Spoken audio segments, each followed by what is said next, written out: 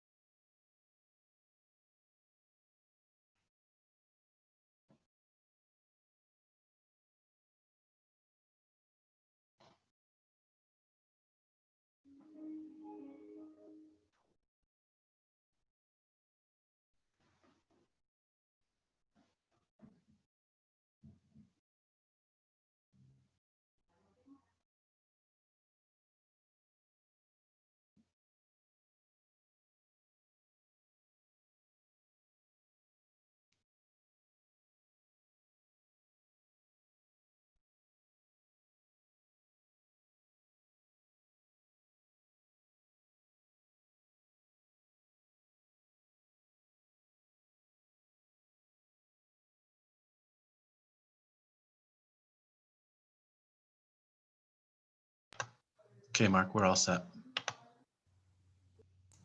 Great, thank you. I think first up is just for the order tonight again, just now that everybody's joined, Councilors Delicio and Conti will not be here tonight. It's going to go, Councilor Waterman's going to go first, then Councilor Kobus, and then Councilor Dolan third, and then we can go right into the rest of the meeting. I know that Councilor DeSimone, the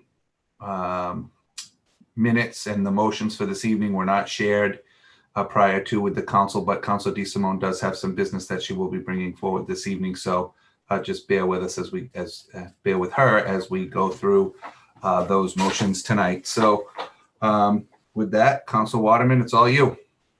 Yes, thank you. So before, I would like to call the Personnel, Veterans, and Human Services Committee together at 7:02. And I have three guests that are coming on tonight. I hope they're already out there. Is Baiju on right now? Are you watching on the screen? Is there anybody? I do not see Baiju. I see Johnny Bender and Karina Bonifant. Okay. We will begin then with Johnny.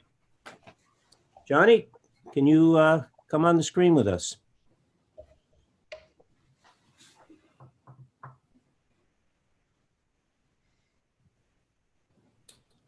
Are you there, Johnny?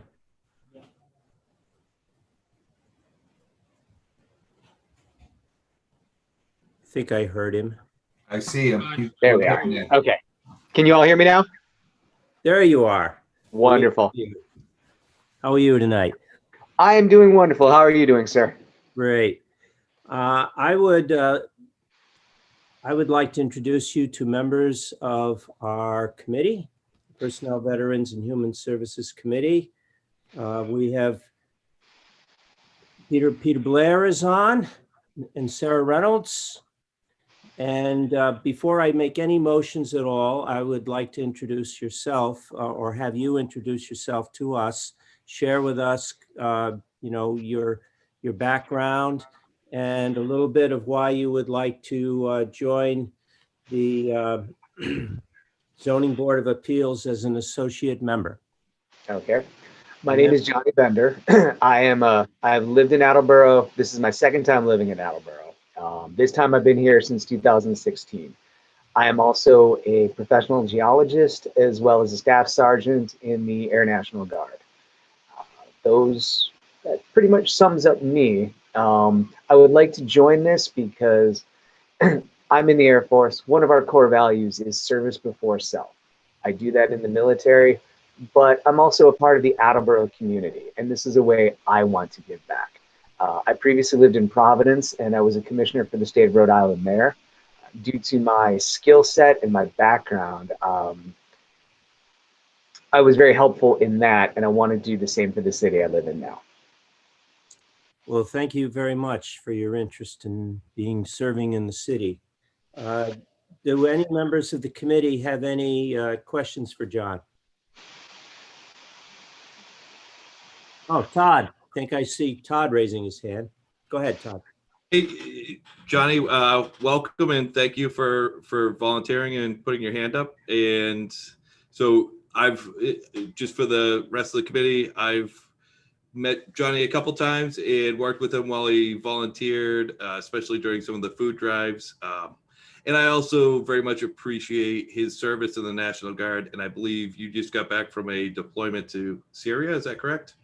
Yes, I was last year I was deployed in Syria, and I came back and COVID-19 hit, so I never went off orders. I'm currently one of the members of the COVID response team for the state of Rhode Island. Outstanding. It sounds like a great asset for the city, and I appreciate it. Again, thank you for volunteering. Yes, Councilor DeSimone. I would just echo Councilor Cobus's sentiments. Thank you for your service to the country, sir, and thank you for your service to Attleboro. Good luck to you on this. And is there anyone else? I don't see everybody on the screen. I can't see Peter. I can't see Sarah. So speak up if you have any questions. All right. If we, Johnny, I think probably we've met you, and I'm going to bring forth the motion now. I would entertain a motion to confirm the appointment of John Bender, 437 Reed Street, Attleboro, to fill an expired term in the Zoning Board of Appeals as an associate member, term to expire February 2022. Thank you. Councilor Blair seconds. Is there any discussion? Seeing no further discussion, I'll call for a vote. All those in favor? Aye. Aye. All those opposed? None. The vote passes. It's unanimous. Thank you. John, thank you very much. And Thank you, everyone. I appreciate your vote of confidence in me. great. Have a good evening. You too. And now, would Vaiju be on yet? Jim? Oh, or He is coming into the meeting. okay. We're going to be meeting Vaiju Iyengar. Vaiju, you see us yet? She's on mute, Ty. There you go. Thank you. Hello, very everyone. Good evening. Good evening. Oh, there you are. Great. Okay. I am Yes. Ty. Good to meet Hi, you. Ty. And we have two other committee members here tonight, Peter, who knew you were on mute, and Sarah. And we have the whole council. Jessica. We have the whole council here as well. And if you could share with us a little bit about your interest, you're being recommended to fill an unexpired term on the Cultural Council. So you have some more of an arts background. If you could share a little bit about yourself, thank you. Sure. So my background is that I am a classical dancer. I teach and perform South Indian classical dance called Bharatanatyam. I have danced all my life. It's something that I feel very strongly about, arts and anything, visual arts, performing arts of all kinds. I've been in Attleboro for 15 years now, and it's something that I've always wanted to do, be part of the community and engage in it and see what else I can be part of, something bigger than just me. I have two kids who also are extensively dance and perform, and I see what the schools do and how much they provide in terms of arts and culture. There was one particular year that they lost funding and they didn't have any arts in school, and I saw how much that affected the children And I really don't want that to happen again. So I just feel like being part of the community and being part of something bigger and providing art, culture, and something that's more for mind, more for the soul, is something that I think is truly something that I want to do. And this, I think, will also help me meet some more people who are like-minded. So. And you've already had a chance to attend one of the meetings and see what the Yes. cultural council is all about. Yes, I did a couple of weeks ago, and it was truly engaging and exactly what I'm looking to do, be part of something bigger. So, yes. Well, great, great. I'll open it up to anybody. And remember, I can't see everybody on my screen. So if I don't call on you, just speak up. Does anybody want to ask any questions or comment? Laura, Ty, can you see me? Yes, I see you, Laura. As soon as you start talking, I see you. I just wanted to say thank you for volunteering. I think this will be a great opportunity for you, and thank you for doing that. Absolutely, Laura. Thank you very much. It's something that I've been wanting to do, and when the opportunity opened up, I jumped at the chance. So thank you. Good luck. Thank you. Well, we're starting to rebuild the Cultural Council, and this is excellent news. Yes. Anybody else want to speak up before we have a motion? Okay, I think I'm going to go forward with that. All right, from the docket of November 17th, 2020, I entertain a motion to confirm the appointment of Viju Iyengar, 18 Steeplechase Circle, Attleboro, to fill an unexpired term on the Cultural Council, term to expire February 2023. Do I have a second? Second. Thank you very much. Is there any, would anybody like to say anything at this point? Okay, then I will call for a vote. All those in favor? Aye. Opposed? I hear none. The vote passes 3-0. And Viju, thank you for coming aboard. Well, thank you very much. I look forward to working with everyone. Thank you, everyone, All right, for your confidence in me. Thank you. Have a good night. Good night. Have a good night. Good night. And we have a third person, Karina.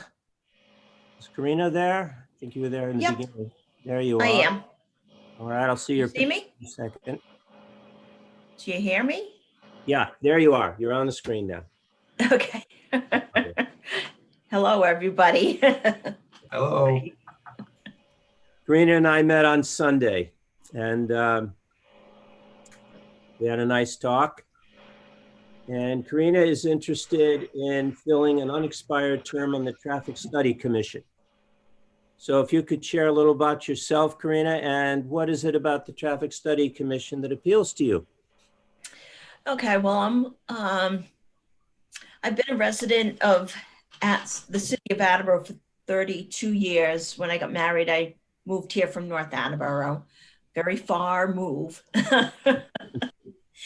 So when my kids were little, they would ride their bikes and they would play in the street.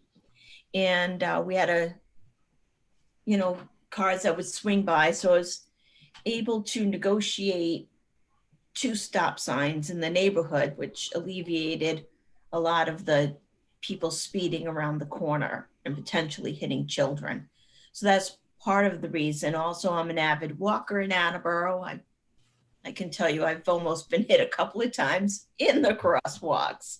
So yeah, and before then I was a runner, and I would run to Capron Park. And I remember one time almost being run over. So yes, definitely it's traffic is it's a big thing for me.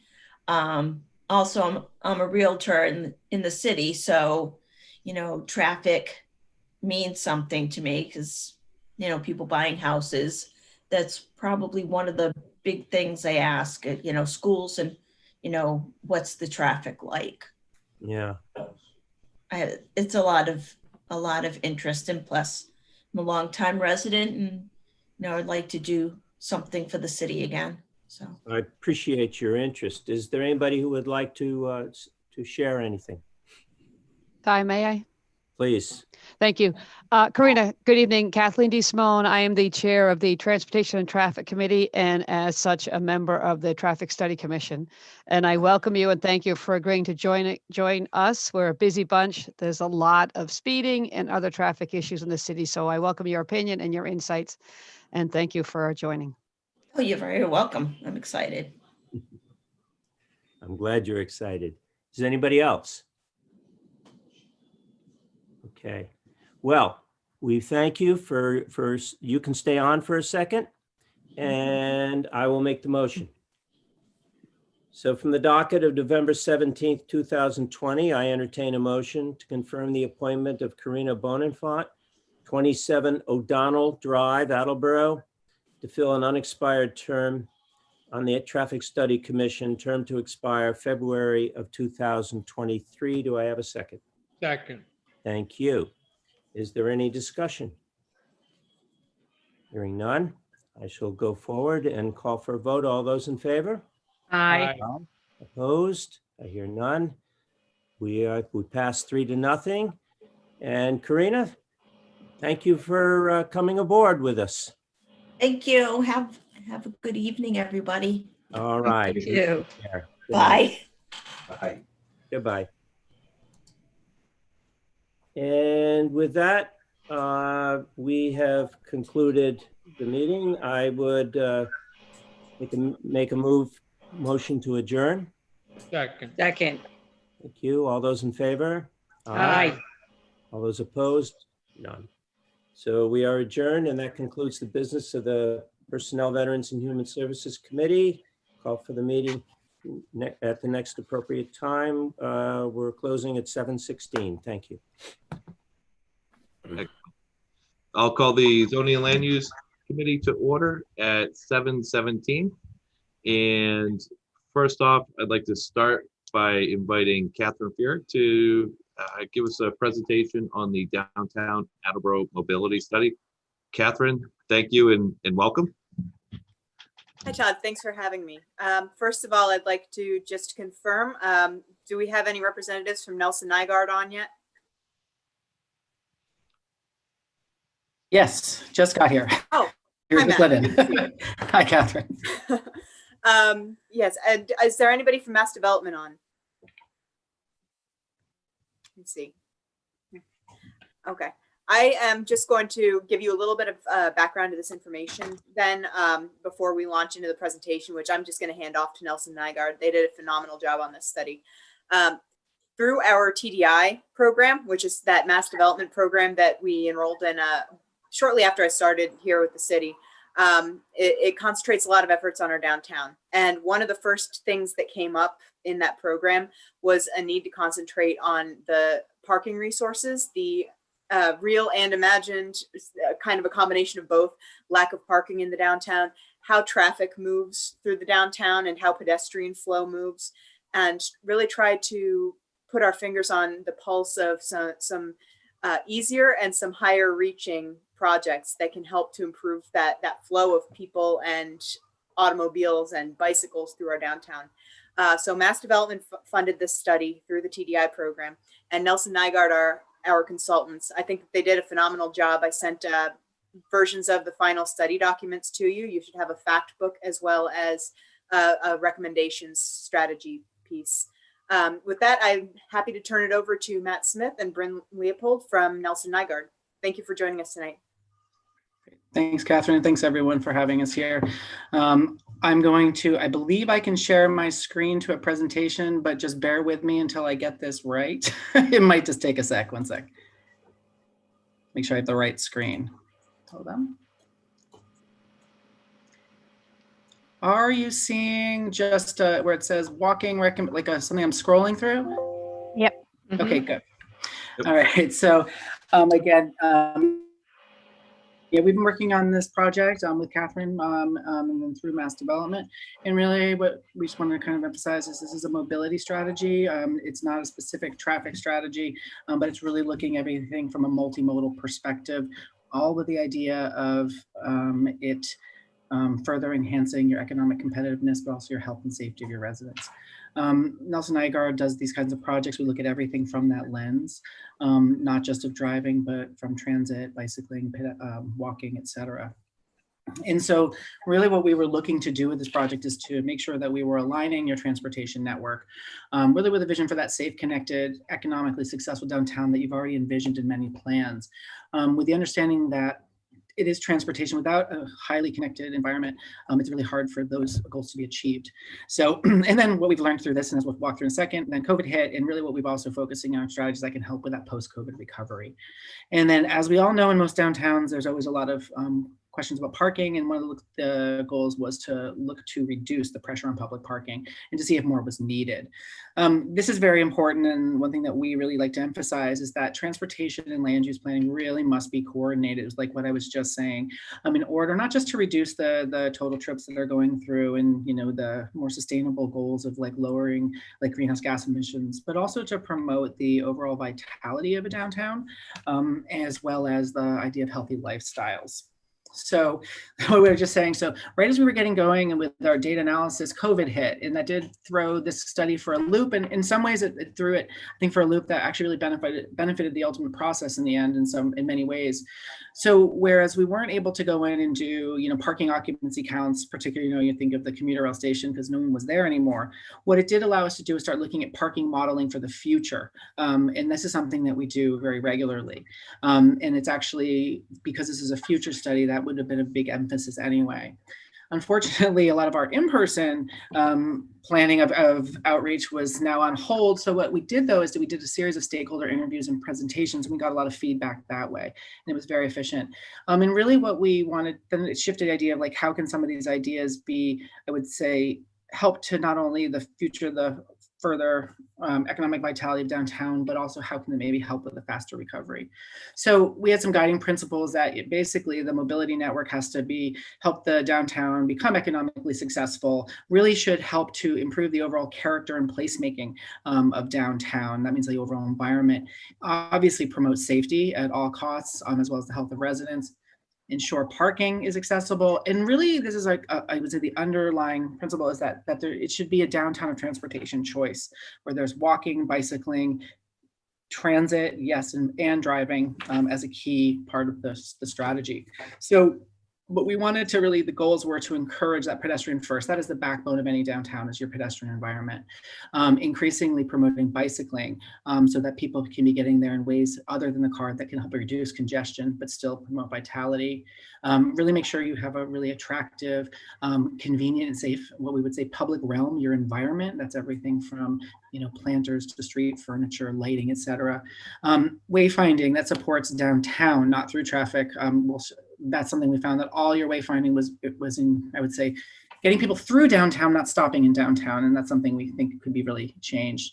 Obviously multimodal again, looking at things that would make your parking system predictable, but also flexible to change.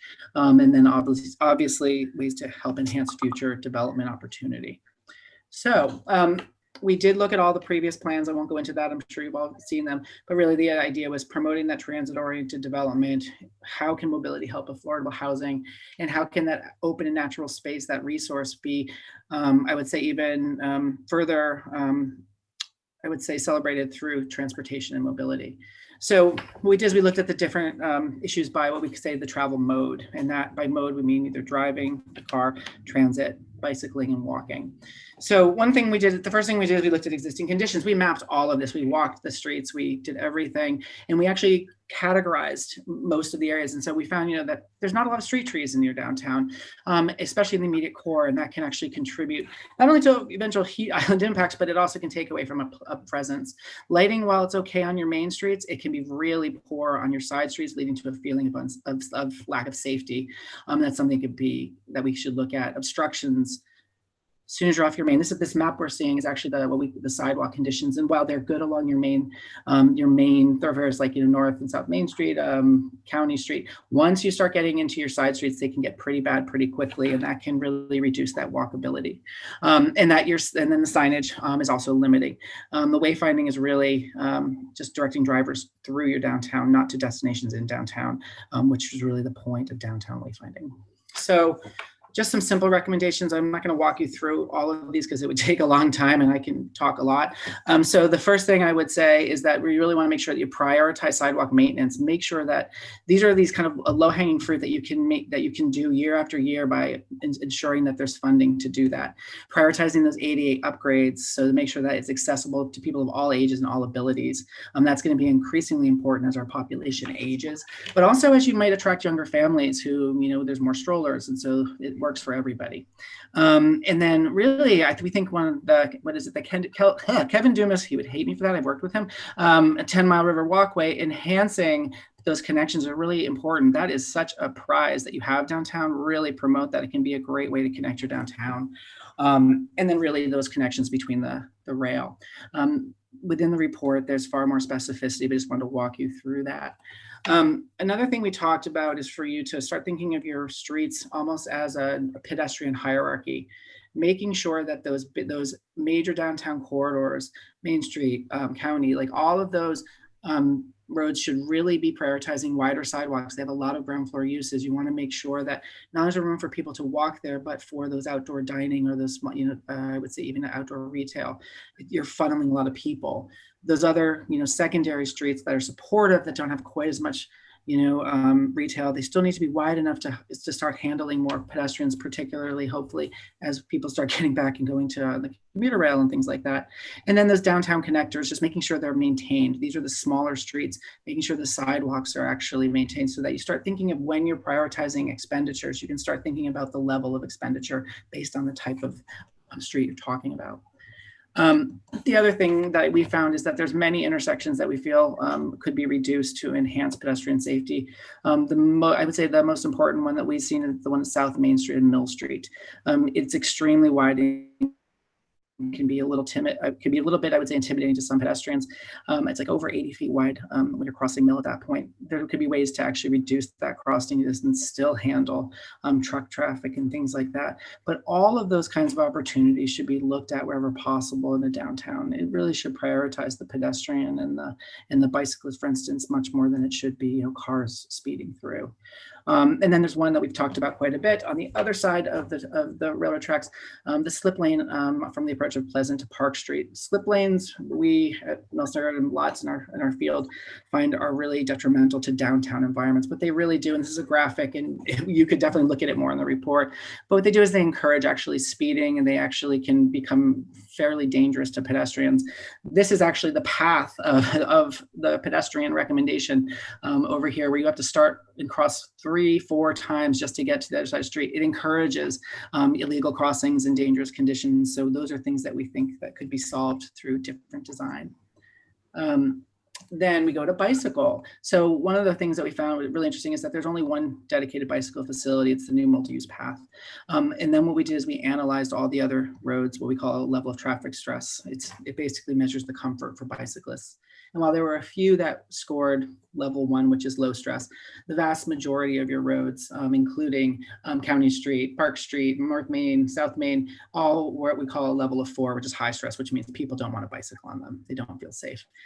And then further exacerbating that, those are places you'd want to, I would say, try to probably get bike lanes and things like that. But many of these roads are too narrow to actually accommodate all these different uses. So what we had to be kind of clever here and really start thinking about this. And how can we make your downtown more bike friendly without having that width to do it? So one of the ways is just to make it more friendly is to, we thought was really just add bicycle parking, simple racks in convenient locations from the YMCA, but along North Main, not behind, to encourage it, to right in the, the center, right near where County Park and Main and combine, to really provide that idea that people can bike. The other would be to come up with priority routes. These would be routes that would be able to accommodate best on low traffic or less traffic, typically streets, to provide more level of comfort. And then adding some strategic initiatives where you would have a lane where there is enough width, like particularly at those main intersections, or for instance, underneath the railroad crossing on Park Street. There's plenty of room for that to happen. It would provide a safer environment. So kind of a bunch of tactical ideas that could come together. And then also the walkway is just a great amenity, and that could be a great bicycle route for many people. It's separated, there's no traffic, you only have a few crossings. It connects your MBTA station to lots of your downtown and neighborhoods. So that would be something to really consider as well. Transit, because we're not obviously going to be able to switch all of the, routing and timing schedules. What really we wanted to talk about is that you have this great amenity of having a multimodal station. You have GATRA bus service, a hub for that. You've got the MBTA commuter rail station. That's a huge, I would say, win for the city already, that you have that service coming together here. It's also highly used, but what we really want to make sure that for the success of downtown is to kind of start thinking of how to better connect that station. Not only while we say use the pedestrian network hierarchy, what we're really talking about here is making sure that things like sidewalks, which we found to be very interesting, is that some of the new development has very narrow sidewalks the closer you get to the train station, where the opposite is likely needed. You have a higher number of people walking as you get to that station. So it would be good in the future, we were saying, to think of the hierarchy when there's either development proposals, if there's ways that you can actually maybe realign some roads to make sure that they have those wider sidewalks, give that almost that wider sidewalk that draws people to your downtown, rather than the narrow sidewalk that seems to think that there's not as much up there. The other thing is to really use lighting and signage to encourage people from downtown to know where that train station is, for visitors in particular, but also for when people arrive to know that these amenities are up here. So, this could be like, restaurants downtown this way, because especially as it develops, because a lot of your development opportunities are there, we want to make sure that those existing businesses are really called out as well. When it comes to driving, this is always the complicated part. We have for the last 70 years been focused almost entirely on how to get cars to and from one place, and now the idea is how do we actually start sharing this road. So the idea here is that we know that County Street has 19,000 cars a day. Most of those are not going to go away. It's an important route, but what we need to start thinking about is of the roads around it, and how can you start maybe enhancing those roads. But as you know, it's expensive to do this. So there's ways that we would actually think that it would be very beneficial for you to start addressing some of the I would say the concerns we're talking about. First would be for the city to adopt a complete streets policy. It's a process that just says that the city will prioritize in all future projects, ensuring that roads are designed for all users. So that's drivers, bicyclists, pedestrians, and transit users. By adopting a policy and then having a prioritization plan, you now are eligible for grant opportunities up to $400,000 per project. I know how successful this can be. I used to be the traffic and parking director in the city of Salem. And when I was there, we actually won one of these, and we were able to do a really problematic intersection. And I believe we're actually hoping to get another one. I still live there, another one. So that can be a great way to do things like that. And then when we get to parking and curbside, as we all know, parking is probably the most sensitive thing that many people feel when they go somewhere. Can they find it? It's never necessarily the parking space that they want, or the one they want isn't available. But what we did is we started to look. You have a lot of parking downtown already. There's over 3,000 off-street parking spaces and nearly 600 on-street spaces. Some of them time limited, some of them not. You're off-street, a bunch of it's private. So it's a constant, I would say, mix of different types of uses.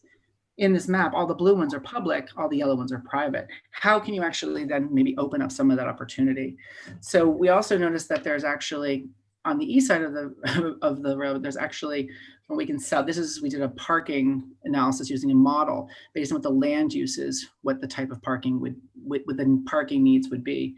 And so the darker the red, those parcels, the more parking that is generated from them. What we noticed is that based on that analysis, east of the railroad, there's about 710 spaces that would be available based on land uses, whereas west, you would have a negative amount. So there's actually a capacity issue. So that's where I think a lot of people start feeling there is no parking. There are in parts of downtown, but not elsewhere. The idea is, how do you actually maybe start connecting it better so that some of that parking on one side can be used for the other side?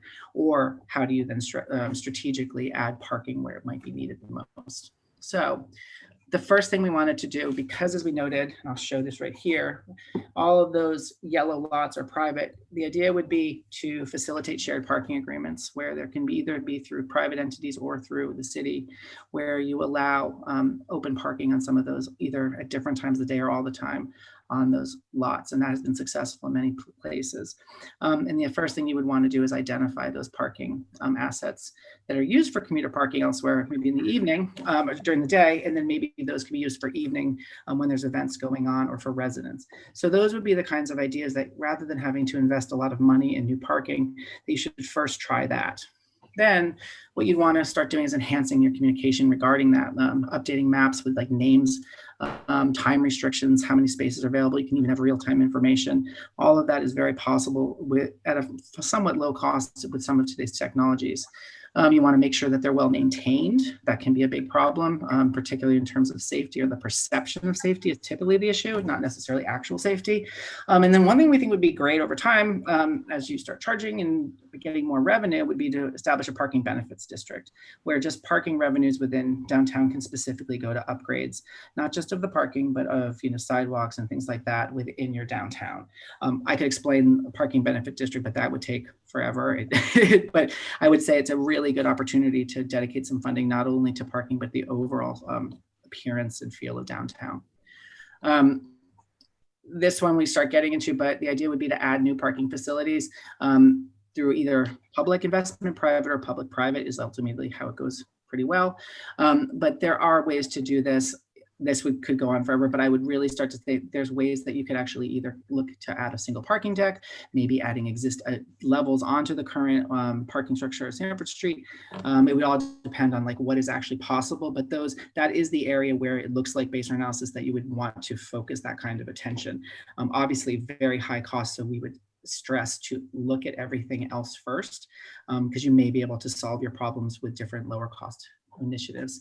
And then the other thing would be we really think it's important to start enhancing the connections in the public realm. So currently we were saying like that parking lot at night, it's pretty desolate, and it's blank walls, the lighting isn't great, sidewalks not in great condition. If just through some basic improvements, new sidewalk, even public art, lighting, you could actually make that a really interesting walk to the point where people might feel much more secure. But also it can be then an attractor for business. You've put this money as a community into this, improving that overall environment that can maybe draw a restaurant or a shop that especially who's operating late at night, to make that people realize that people feel safe going to and from their car, and that will support their business. And then you've seen like a really super, I would say, supportive economic entity in terms of supporting local business.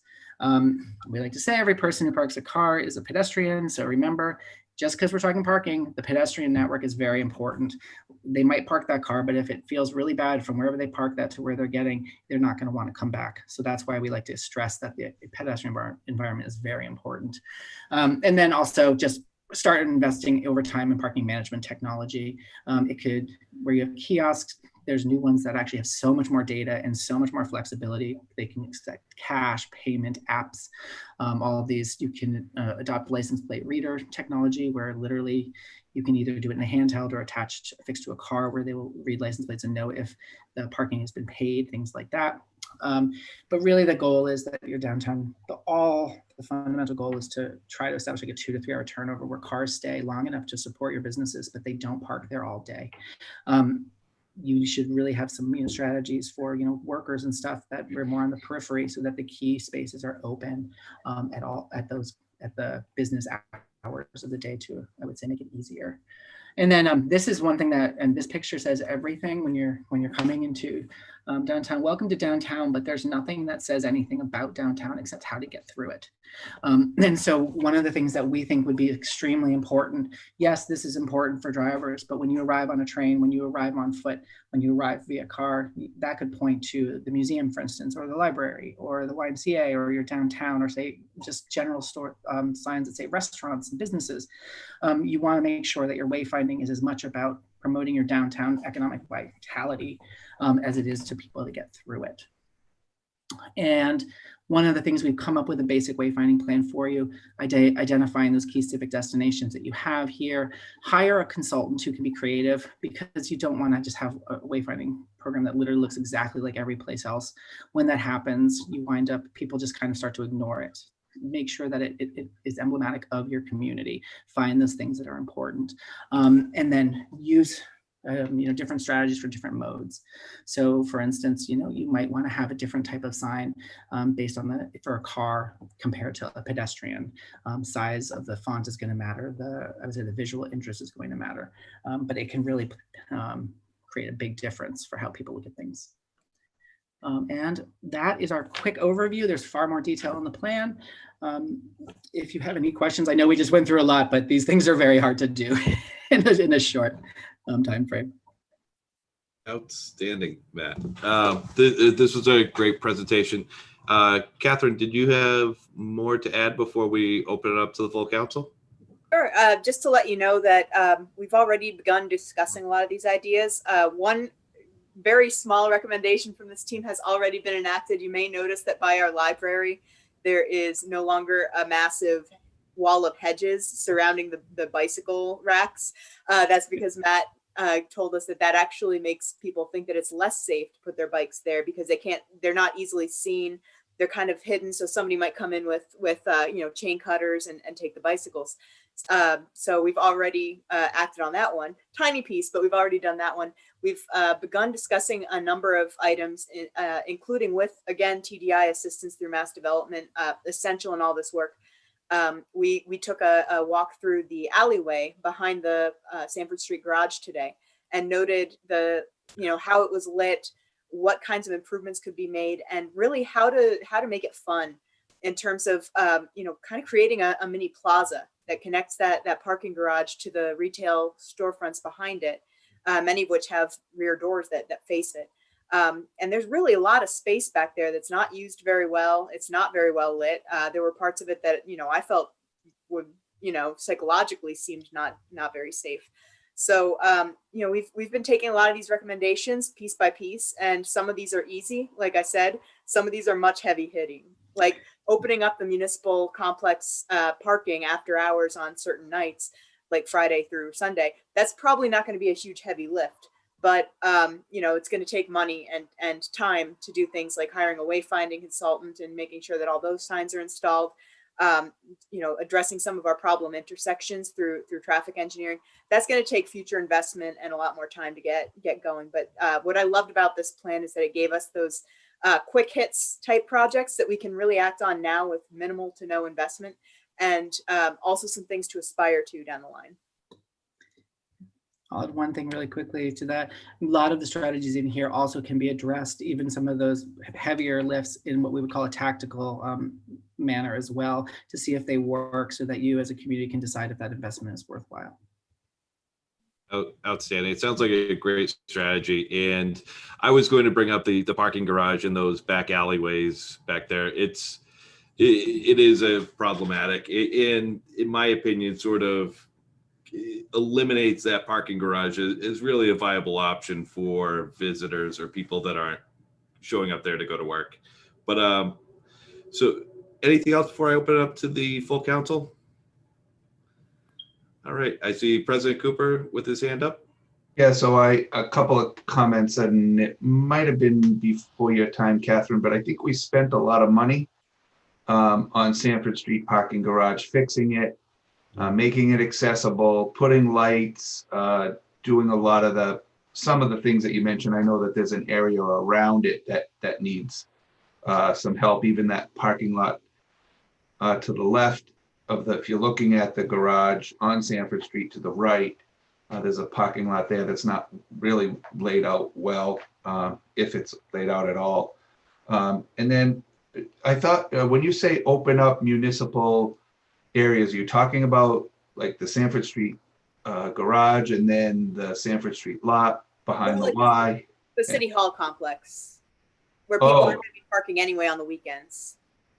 Okay, I see. And it's one of many strategies, but those are what I'm talking about, like the simple things. As to your point regarding the garage, that was one thing that we did notice. I went out there with Rick Correa, who is obviously very well versed in lighting himself as a electrician himself. And I took a team of TDI folks with me, and we all thought that the garage itself was well lit. We thought that it felt safe to be in the parking garage. It was those areas around it that connect it to the business district, which don't feel safe. And that's contrary to a lot of what we want to happen in our downtown. Sure. And then one just additional follow-up question. I thought that the Sanford Street lot the garage was at or near capacity. I remember a presentation not too long ago, and it might be a long time ago now because, it's Less than 2 years ago. where we was doing a land swap with the LeBlancs, and behind the Verizon building, there was some land, and we wanted to give them that, and they took this, and the municipal parking over there was rented to that building on the corner that was built where Saltzman's and not exactly where Saltzman's was, but on the corner. Many of those people that live there rent from the city. So I thought Sanford Street was at or near capacity, and then the lot on the other side of Sanford Street, the Y has some rental of that space too. So I'm just sort of thinking through Sanford Street challenges. Yeah, no, that is going to be a challenge. The approach that Matt was suggesting is that during different times of the day, for example, commuters will use that garage and then walk to the train. And when they're not using the garage, those spaces become free after work for shopping and for dining, whatever it may be. So what he's recommending is that we look into what time is it at capacity, what are the uses that are going on, and can it be used at other times for other purposes, just to better share and allocate the parking to relieve the pressure points. Great, thank you. Matt?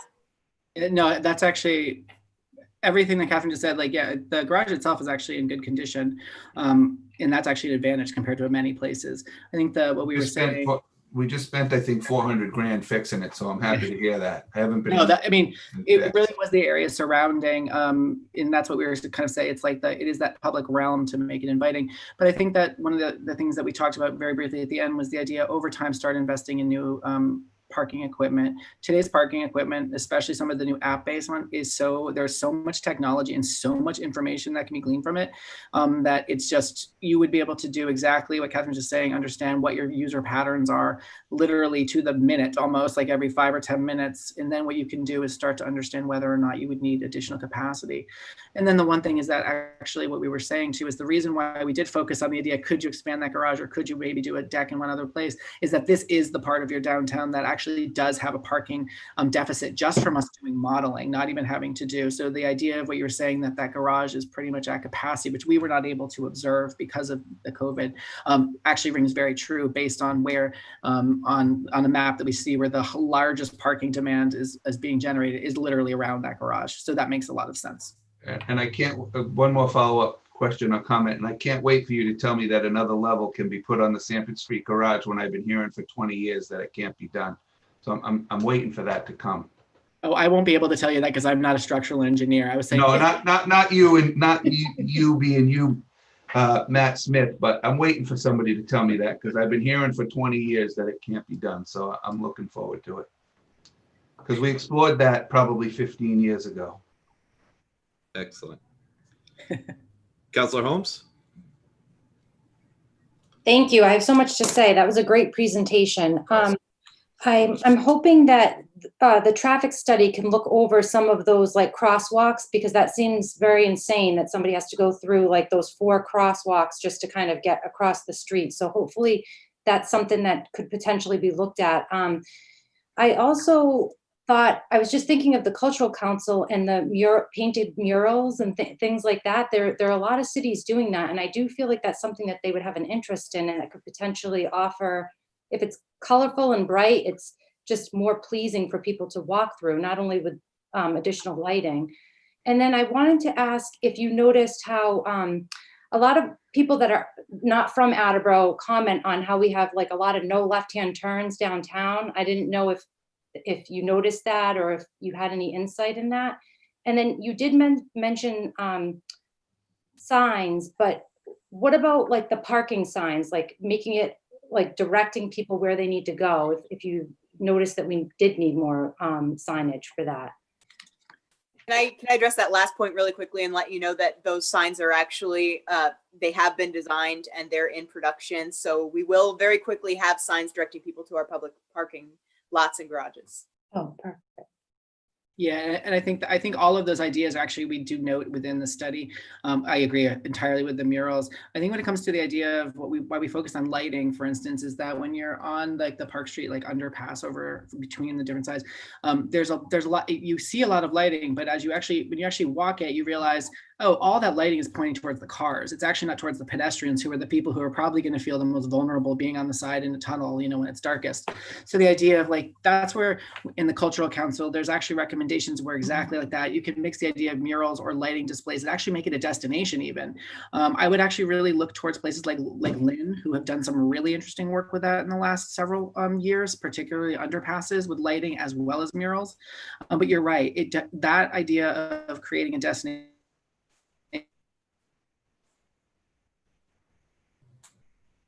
Uh-oh.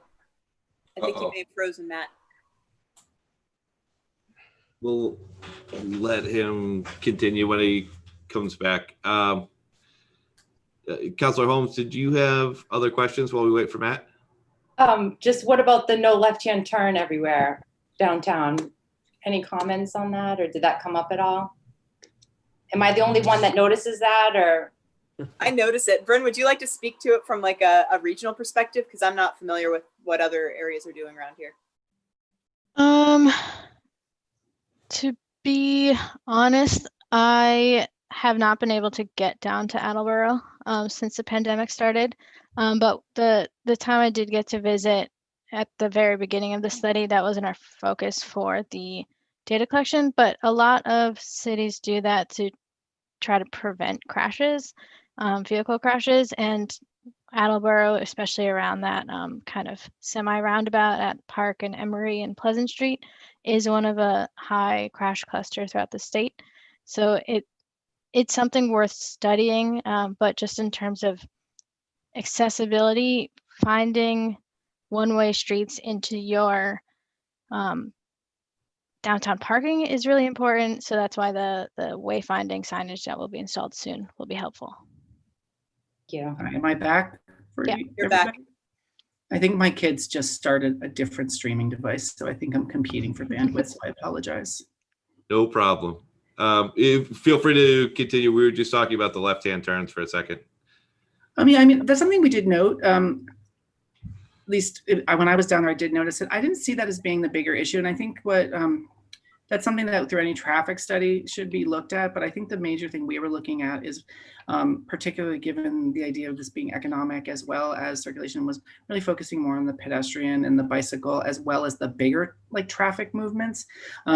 If we got into that level of analysis, I mean, that alone would have probably, that type of traffic analysis would have been the budget here. What we wanted to give you was some really good low-cost strategies and some long-term vision items that you could be looking at that would really enhance your overall connectivity and mobility. But yeah, I mean, I actually don't think you have any more than a lot of places in Massachusetts. I think it might be people who aren't used to Massachusetts that might be saying that, but we all know that our street networks and most of our downtowns are pretty unusual. So while I noted it, I didn't think of it as being really all that different than most places, right, that I work in. That's fair. Anyone else from the council have questions or comments? I saw Ty's hand first, and then Kathleen.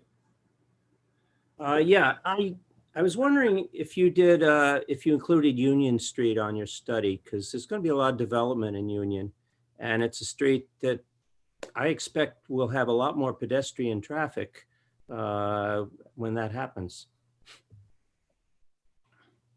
Yes, we did. We did look at it. I'm actually trying to get to a map on my screen because I'm pretty sure what we did with Union. Let me look at something really quickly. Where is my, it was one of South, if you named it, so that's not Union. I believe it was one of our bike priorities or Pine. I think that we actually, sorry, I remember now. We actually considered making Union one of the bike priority lanes, but because of the development opportunity along that area and the limited dimensions of the roadway, we actually shifted the bicycle priority over one, I believe, to Pine. Because of that very reason. We want to make sure if there's development, particularly in a downtown environment, that pedestrian first really has to be the main driver. And I believe, and I always, that's in the Union when you get further down as you go under, that's where there's like that cool old theater and things like that, correct? Yeah. We looked at that as one of those areas, especially with the surrounding parking because of that. And that's why you would want to prioritize the different roadways for different modes. So that would be more of a driving / pedestrian oriented street, as then one over would be more of the like the larger network bike connection. But And if you have that is a street that I anticipate 5 to 10 years from now will look very different. Yes. A lot more people. And that was actually one of the reasons, and I know Broom was about to say something, and sorry if It's okay. That's one of the reasons why we think all the underpasses would be really important to really pay attention to lighting between the two sides, because that's a way to start knitting it all together. And that comfort is so important, particularly in any kind of a bridge situation. And it could just also give you this really creative vibe. You know, I love the idea that the Cultural Council has been mentioned, because that can be a great partner. And then you also have the museum downtown. So you've got some really good partnerships that can start thinking about mobility in a really creative way.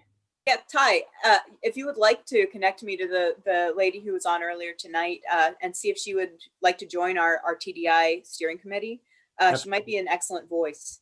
Okay, I'll give you that information. Thanks. You're welcome.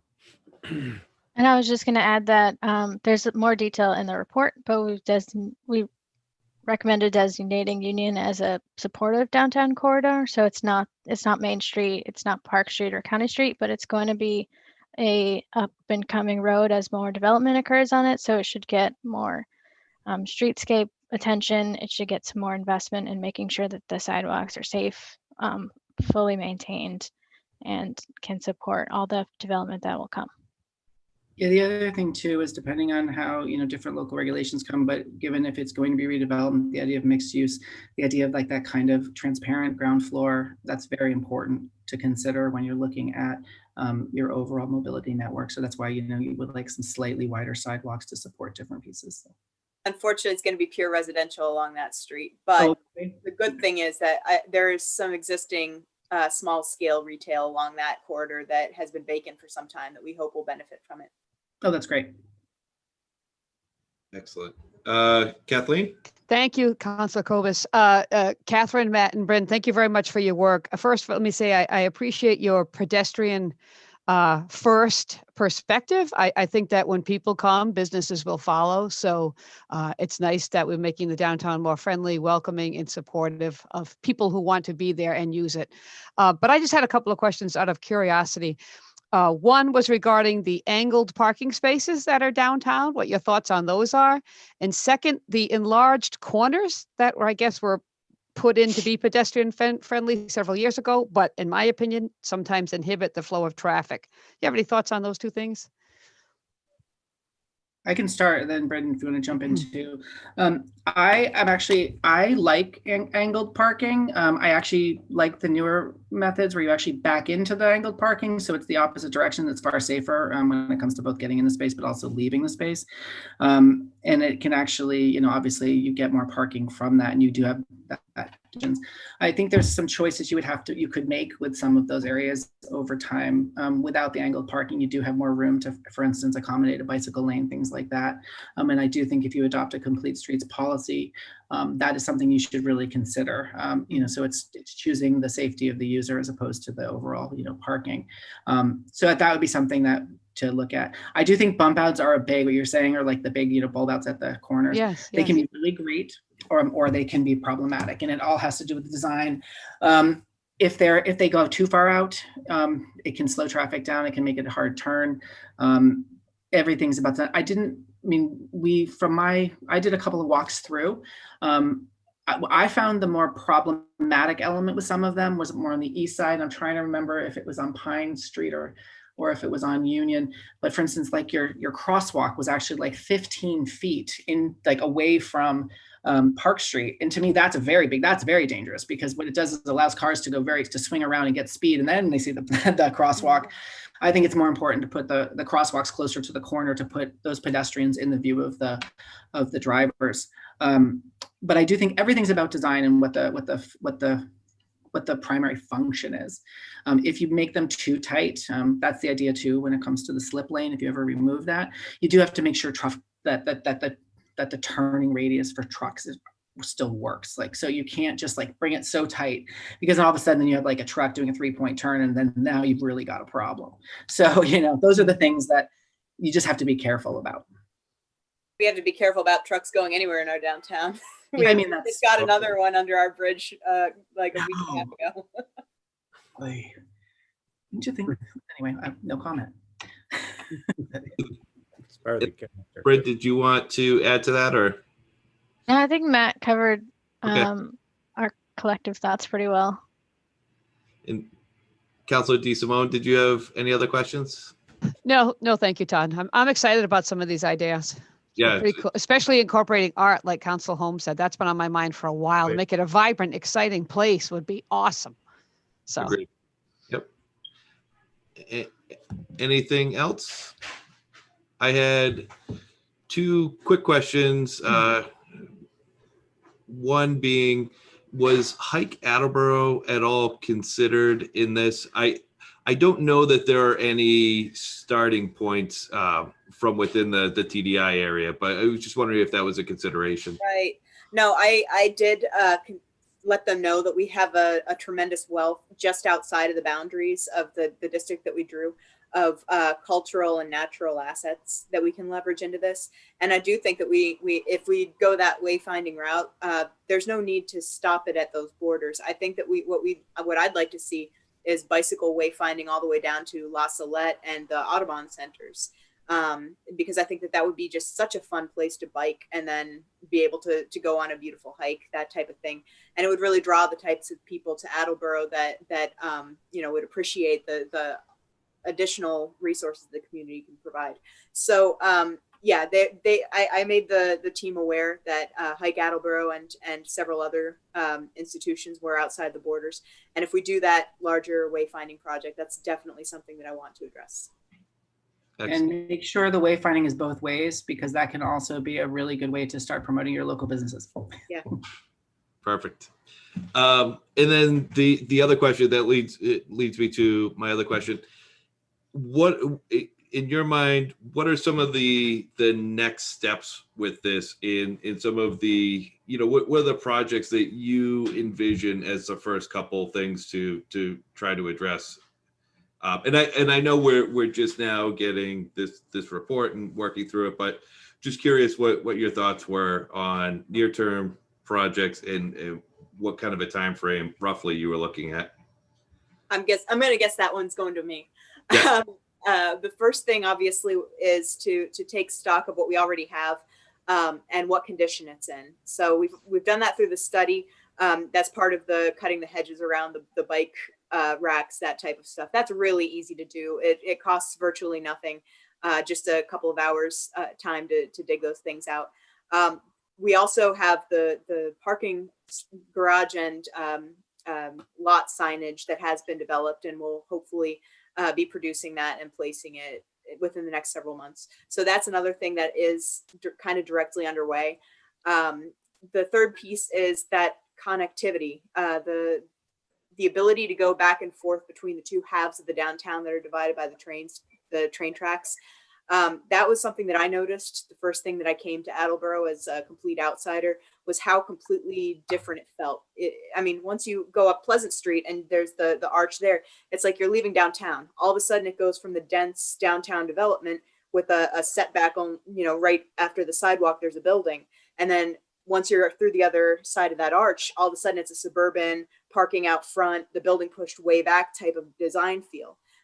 So it's not just psychological. In some ways it's built, but to protect and preserve the businesses on both sides of that archway, particularly the one on Park Street, even though eventually, like Matt said, I'd love to do all of them in the downtown. That's a project that I'm actively working on, is trying to find funding sources and really expertise to do some sort of a lighting installation that's both aesthetically pleasing and functional. Outstanding. All right. Does anybody have anything else? Hearing none. This was great. I really appreciate your time, and the report looks incredible. So thank you so much. And I look forward to hearing more and moving forward with this. Many thanks to you, Matt and Bryn. You've been wonderful to work with, and I've really appreciated all the ideas you've given us. We can say the same. It's really been a great Yeah, project. likewise. So good luck, everybody. And, you know, you guys got the bones, and I think you guys can really do a lot of great things. Outstanding. Thank you. Thank you. All right. Thank you. You guys. Thank you. And so for the Zoning and Land Use Committee, we only have one item on the docket for today. And that's I entertain a motion to consent to submit the draft pre-disaster hazard mitigation plan and update municipal, excuse me, let me start over. I entertain a motion to consent to submit the draft pre-disaster hazard mitigation plan update municipal vulnerability preparedness plan to the state. Second. Motion's in order. Mark, you're shaking your head? I am, because I'm eating ice cream at the same time. I didn't want to talk with my mouth full. Go ahead. Aren't you doing that after the presentation? No, we need to, I met with Gary Arazian this morning, and we're going to vote it out of committee today, have the public meeting next week. And then because there's some time pressure on this one to get it to the state now and have it reviewed and then come back to us for approval by December. I think their deadline is December 31st. So in order to meet that deadline, we need to vote it out of committee today. It's all backwards planning and pressure on the planning department in order for them to apply for some grant money. No, I get that, but I thought we had a plan with Gary, and then I remember I was out and Council Jackson had called me. We talked about it, and then I said, "Oh yeah, that I remember now." And then, so if this is what you came up with Gary today, then that's fine. But I thought that we had a different cadence in our emails. Vice President Jackson. Thank you, Council Cobus. Yes, in the meeting that I had with Nick Wiley, what we want to do is bring this out of committee now. Next week, they're just going to do a presentation. It's not a public hearing. It's just a presentation to the council, just asking permission to send this to the state, goes to the state, gets the state's approval. Once the state approves it, it comes back to us, and then we'll have a public hearing. It's so confusing, but yeah, they got it all right. So everybody should have received the plan, and there's a PowerPoint that in a presentation that we'll get next week in a public meeting, not a public hearing. And this motion is just to consent to the city sending the draft plan to the state for review. That's all we're agreeing on. And for those not aware, this is the hazard mitigation plan that's talking about things we can do within the city to mitigate risks of natural disasters. I believe it was probably a year ago now. We had those meetings at City Hall to discuss ways to mitigate risk. And so there's a probably 500-page report with a bunch of different options, similar to what we just received regarding mobility, some near-term things that we could do in long-term plans.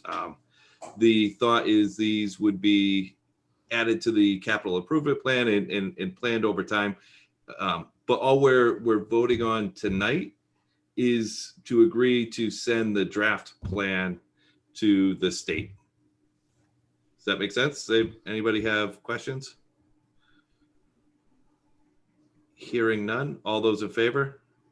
Aye. Motion passed. Opposed? Motion passes.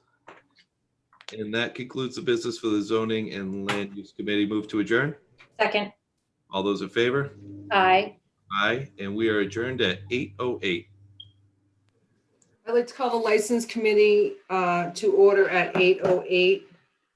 Before I read my motions, I have a guest this evening. Onassis Martinez, he owns 100% Auto.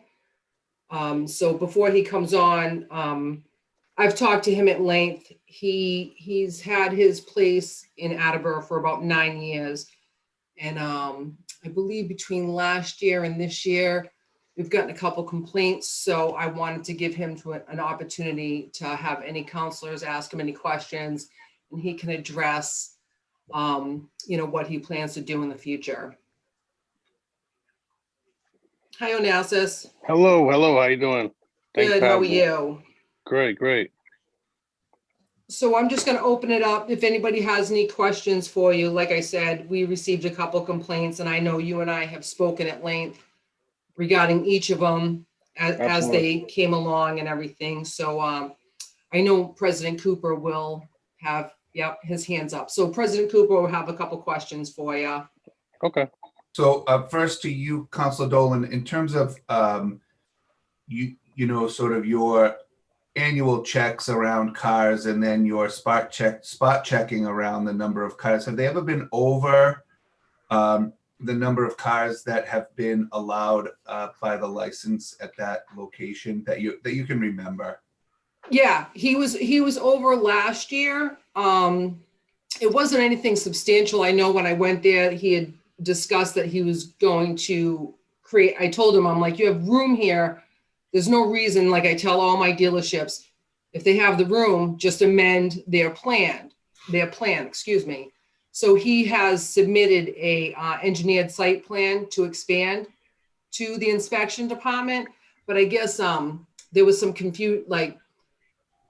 there was some oversight during COVID. I don't think it's been approved as of yet. So this license that he has now is for 48 cars. And I went down there Sunday and he's within his 48 cars. But he does have a plan with the inspection department, an engineered site plan to expand that. Great. And it then just hasn't been approved yet. And that would come to us for an amendment to his license that he's before us now. Is that right? Correct. As soon as, we'll have a public hearing. As soon as I spoke to Bill, I don't even know, today's Tuesday. I think I spoke to him Friday. So I know it hasn't been approved yet. But Okay. Once it is, we'll have him back. Perfect. And then, so Mr. Martinez, I just want to make sure that, from at least this counselor's perspective, I'll only speak for myself. We have a lot of car dealers in the city, and I wouldn't say we get a lot of complaints. And when they do, they come front and center to us because they're part of the record when they're passed into the city clerk. Okay. You want to be mindful of that. And what bothered me about those two complaints that in particular was that they had a consistent theme. They were two completely different people, but they had consistent themes where they couldn't register, they couldn't inspect, pass inspection, and then they were sort of wrought with problems after that and trying to resolve the issue with you. So I'm just letting you know that from an optics perspective, that doesn't look great. It comes before the council and it's read on into the TV, and a lot of people see that. So we want to be friendly and be helpful to you, but keep the number of cars on your lot that you're licensed for and don't go over. And when people have issues or there's issues with some of these cars, try to resolve them without the complaints coming to us, because then you find yourself having to come explain your business practice before the council, and you've been in business for 9 years and it looks like you have a pretty good one. I go by there a couple of times a week. I appreciate it. And so, but on some of these things, as you know, I'm not trying to give you advice or be your father, but sometimes you got to take the high road and not let these complaints get to the level where they're coming to the city clerk and being filed with the city council, because I know a lot of people in that business don't think we're paying attention, but we're paying attention. So that's it. I just wanted to put a face to a name. I appreciate you coming tonight. Others may have questions or comments as well, but I just thank you for coming tonight and hearing it directly from at least directly from me. You know, just for the record, you know, I've been for 9 years. I think I had so I think it was 3 in total. And one of them was back in like 05, and then the last 2 just popped up, and I did take care of them right away. I was on vacation on one incident, and that's probably why I went in front of the council. And then when I got back, I took care of it, and it was done and squashed with. And going forward, I'll make sure that everything gets taken care of before it gets even to your level. Thank you. Thank I you. appreciate that. Thank you, Councilor Dolan. Sure. Does anybody else have any questions for Mr. Martinez? Oh, all right, good. So we'll stay in touch, and I'll wait to hear back from you. I know you called the inspection department, so why don't you give me a call and let me know once you get a status on that. Okay. Okay. I sure will. Thanks. Thank you Thanks for very much, coming. guys. No problem. Have a good night, guys. Thank Thank you. you. Thank Bye-bye. you. Okay, so I just have a few to read out. From the docket of November 17th, 2020, I move to approve the application for a Class 1 license for Cerrone Chevy Buick and GMC at 103 Washington Street with 84 customer parking spaces and 288 display spaces. Second. Anybody have any questions or anything? So I went to this lot and I'm like, oh my God, they have way more than 288. They didn't. But it took me a long time to count them, I'll tell you that. All those in favor? Aye. Aye. Motion passes. From the docket of November 17th, 2020, I have the following applications for Class 2 licenses. 100% Auto at 21 Washington Street with 10 customer parking spaces and 48 display spaces. Tri-Town Auto Sales, 1850 County Street with 4 customer spaces and 6 display spaces. M&J Auto Sales at 650 Washington Street with 10 customer parking spaces and 49 display spaces. Landis Family Auto Sales at 859 Washington Street with 9 customer parking spaces and 27 display spaces. Pinecrest Motors at 2117 County Street with 5 customer spaces and 15 display spaces. Vashon Motor Company at 957 Washington Street with 12 customer parking spaces and 55 display spaces. Byrider at 957 Washington Street with 12 customer spaces and 58 display spaces. GMAC 30 Main Street with 4, that's 30 Man Street with 4 customer parking spaces and 23 display spaces. Better Auto at 473 Washington Street with 10 customer parking spaces and 4 display spaces. Paris Auto Body 21 Chartier Street with 9 customer spaces and 20 display spaces. CNA Millennium 1894 County Street with 10 customer parking spaces and 8 display spaces. Second. Does anybody have any questions on any of those? So I went to all those this weekend and everybody's good. All those in favor? Aye. Motion passes. From the docket of November 17th, 2020, the following application was received for a Class 3 license, Tri-Town Auto at 1850 County Street with 4 customer spaces and 6 display spaces. Second. Any questions? Motion motion doesn't pass. Motion's in order. All those in favor? Aye. Motion passes. From the docket of November 17, 2020, I move to approve the application for the Market Basket Supermarket on Newport Ave for an automated amusement device license for a mini carousel and truck.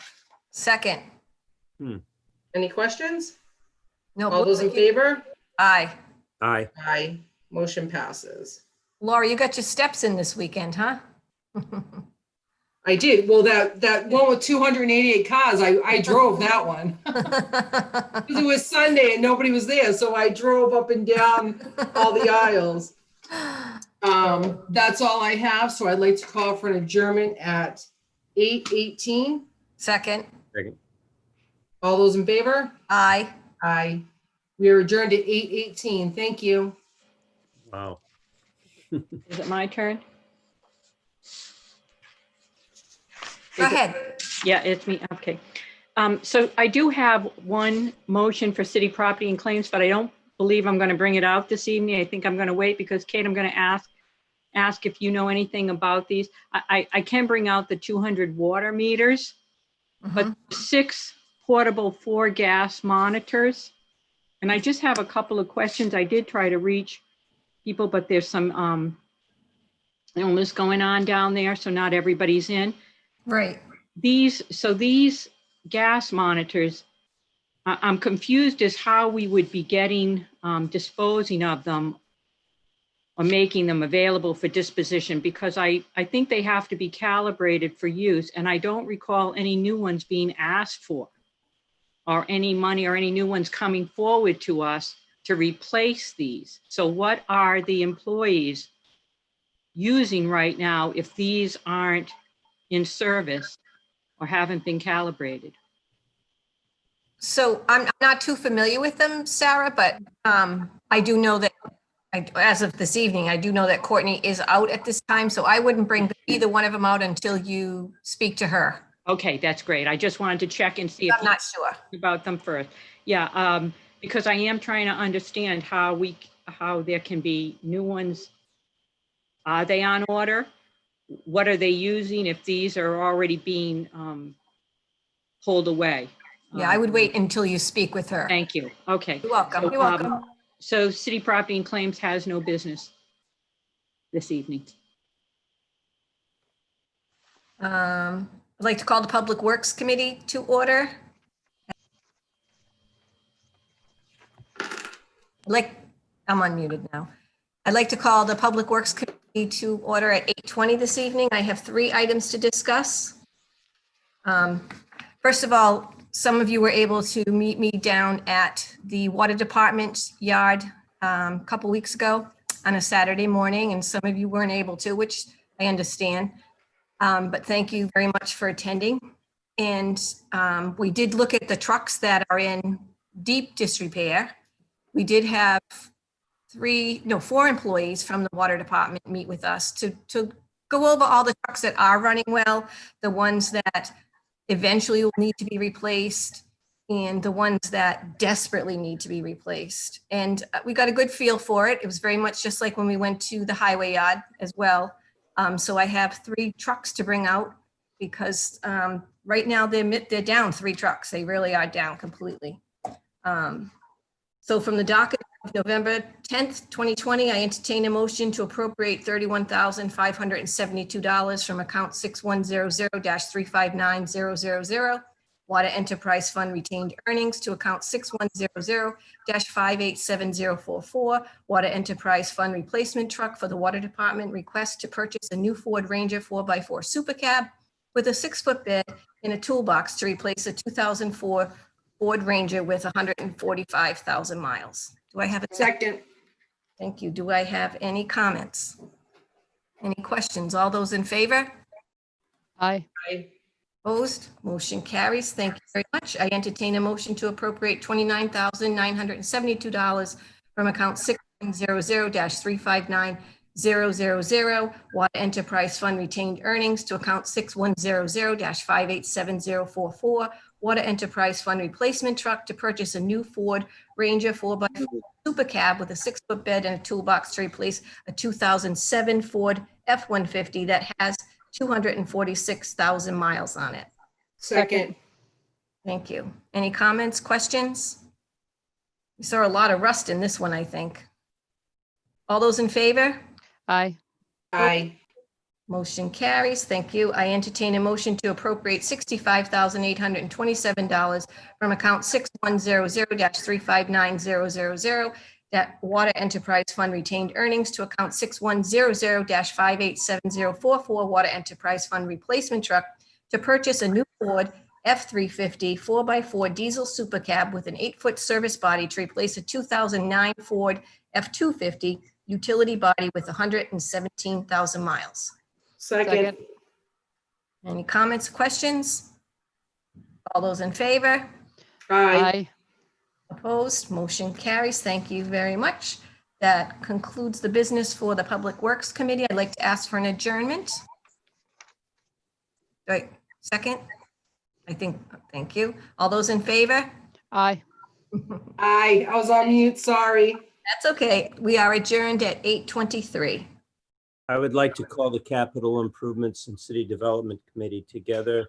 Councilor Conti is not here, so I've been asked to present this one motion. From the docket of November 17th, 2020, I move to call for a public hearing December 1st, 2020, regarding the request to waive permitting and inspection fees associated with the Attleboro Pawtucket Water Interconnection Project.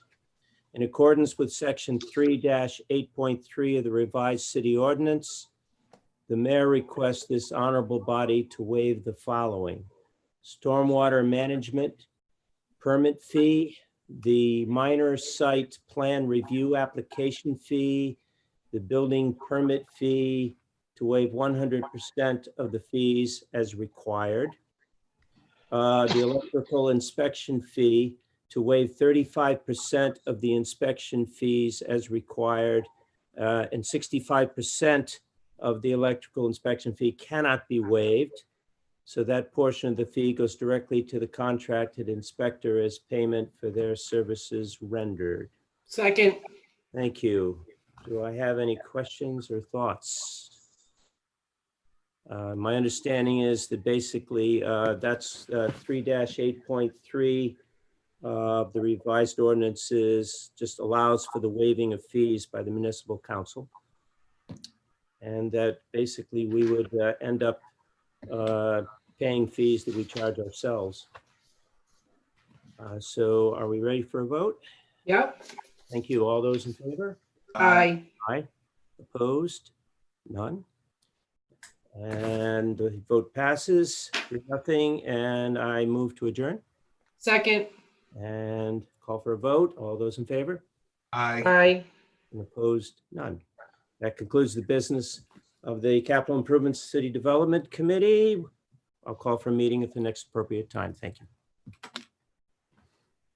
President Cooper, although traffic and transportation was not included in the packet, it was inadvertently admitted. I have 2 items that I'd like to put out there. Sure. Okay, so I'd like to call a meeting of the Transportation and Traffic Committee together at 8:26 p.m. I have 2 particular items for this evening. The first is from the docket of July 23rd, 2020. I entertain a motion to extend the no parking area on Scott Street southerly side from Route 1 to pole 2321, which is an area of approximately 330 feet. Second. Thank you. This came from Council Reynolds and Council Dolan back in the summer, and I apologize for the delay. But the Traffic Study Commission met last night and agreed that this change was warranted. I have to report that they had some concerns. There was some mention, somebody had a recollection of an employee of the car dealership being struck crossing Route 1 to get to work. And there was discussion whether that was at all encompassed in their licensing agreement, Councilor Dolan. I don't know if you know anything about that, or if this is something that we need to be concerned with in light of this particular situation. Councilor? I mean, of course, it's a concern, Right. But it has nothing to do with their licensing. They have a huge lot.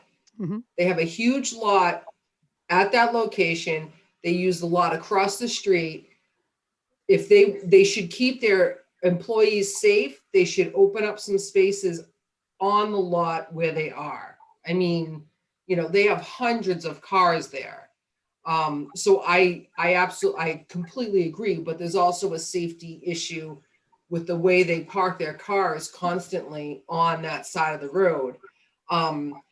So I understand the concern, but I think that concern, it should be addressed, you know, with the owners of that car dealership, and they should make room on their lot for their employees' safety. So that's all I have to say for that, but it does not have anything to do with their license. Thank you, Councilor Dolan. Councilor Reynolds? You're muted. Still muted. Okay. So, yeah. So I will just go along with Councilor Dolan. There was an issue several years back, but as she said, there's multiple areas for them to park. And you can't say that, all right, there was an accident there for the employee, but so we're going to let the residents on the street maybe have an issue with safety. So one doesn't eliminate the other. And as Laura has said, there is multitudes of places for them to park. They just don't want to. They don't want to have to make that trip either across the street or give up their own spaces. They don't want to do that. And that's their issue, you know, not the people on the street, the residents who are very concerned for their own safety. So Thank you, Councilor Reynolds. Thank you finally for getting that thing through. My apologies, Councilor Not tell Reynolds. you how thrilled they will be on that street. Yeah, my apologies. President Cooper? Tell me again the dealership. I'd have to Google Earth it. I don't even know off the top of my head the name of the dealership. Councilor Reynolds, do you know? Courtesy Mitsubishi, Mark. Yes. Thank you, Councilor Blair. Sorry, I was muted. If I remember correctly, if I may just continue, they have a lot on north and south bound, right? And they were going to build a facility on the other side of the street. Right? We're going to split Kia and Mitsubishi. If again the memory serves me right, but it was a while ago, right? And then they bought the property down on the other side of Route 1. Correct. They moved the Kia over there and decided not to move the Mitsubishi across the street. If I remember, I think that was the original plan. Yes. You're shaking your head no, Peter, but I'm saying yes. They were gonna take on another vehicle for across the street. That was after they even moved Kia. Right. Right. Yep. They didn't ever had Kia on that lot. I thought that they No, they have a lot across the street. They do Never have had Kia. It's not a separate dealership, but it's a lot that they store their cars across, which is probably where that woman was running from. I don't recall that accident. I'm not aware of it, but I'm assuming that's probably where she was coming from, because they have, you know, right before the highway, they're right on the corner. Then you have Scott Street, then they have the garage. Correct. And then across the street, southbound, they have the other lot, which is like overflow. Right. So they have. So my point is that I thought that to alleviate the concern of the accidents there, I thought during the presentation of that additional building and lot across the street, there was concern, and I think it was brought up by Walter at the time, of employees going back and forth between the two buildings across Route 1. Yeah. And I remember the attorney that represented the dealership at the time saying, well, we're going to encourage the employees, or we're going to require employees going back and forth between the two lots to use their vehicle because it's safer. Even if they have to come out, come down, turn around, go back and go in and do the same thing when they come out. So interesting. It's funny things that I remember, but I remember that. And I think that, you know, maybe I know there's been a change in ownership or other family have come into the mix over there. Maybe they need to be reminded of that if that's still an issue today.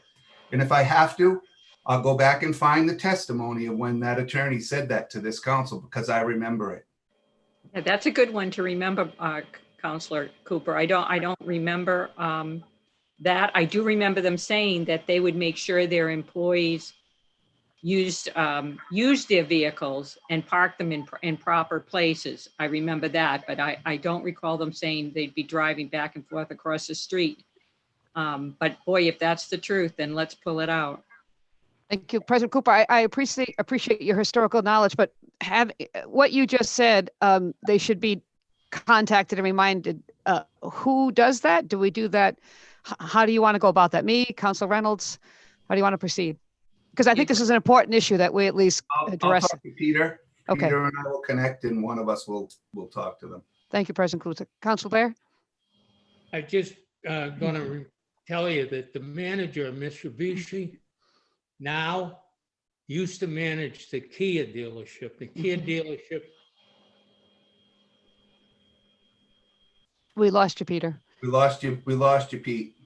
We can't hear you anymore.